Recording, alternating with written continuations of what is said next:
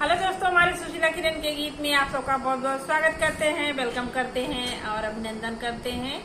आज आप लोगों को एक बहुत जबरदस्त गारी गीत सुनाने जा रहे हैं। आप लोग खुलवा चढ़ के जरूर सुनिएगा और लास्ट तक जरूर बने रहिएगा।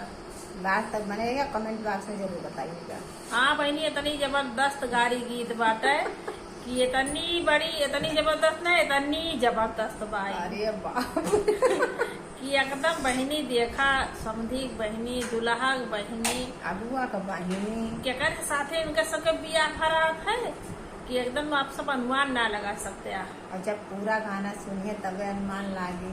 हाँ कि केकर साथे बियाह हो तब आप सब जान पाइए, और अगर सुनी है जरूर लास्ट तक। कहा सुन के बहनी बहुत जने साथे बियाह कह रहा थी।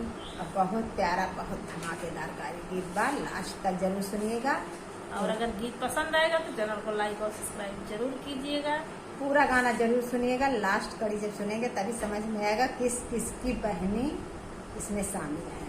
हाँ बहनी, गाँव देश की बहनी है, खाली दुल्हा समधी बहनी है। हाँ, पूरा जब सुनिए तब पता लग जाए। और आप लोग सीख के खूब गई हैं। बहुत जबरदस्त गीत बा, अब आप सब सुने, एकदम फुल वाच करके सुनिए। हाँ, मैं कुछ बढ़िया नहीं को करी पूरा जब सुनिए तब सीख पाई है, तब गाय पाई है। और कमेंट में जरूर बताइए हम लोगों का गीत आप लोगों को कैसा लगा। तो अब मैंने सुनाई थी। महुआ के पेड़ जिनका ढाया हो समाधि साले, महुआ के पेड़ जिनका ढाया हो समाधि सारे, अरे बैठा बाओ पे बना रवा, हाँ सीताराम से भजो, हाजी पर बैठा बाबा ना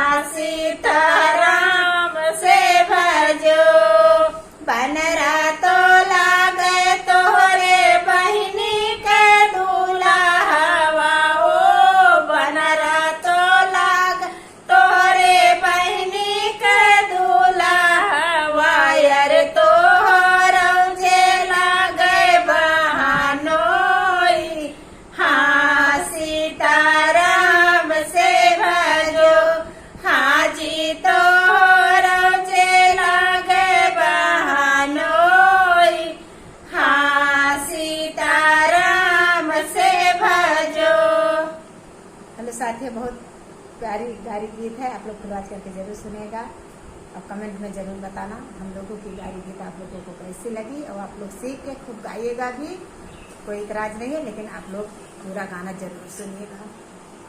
आप लोगों से बहुत रिक्वेस्ट है, पूरा गाना जरूर सुनिएगा। और गीत पसंद आएगा तो कमेंट के माध्यम से जरूर बताइएगा कि हम लोगों की गारी गीत आप लोगों को कैसी लगी। फिर मिलेंगे आपको अगले गाने में, तब तक के लिए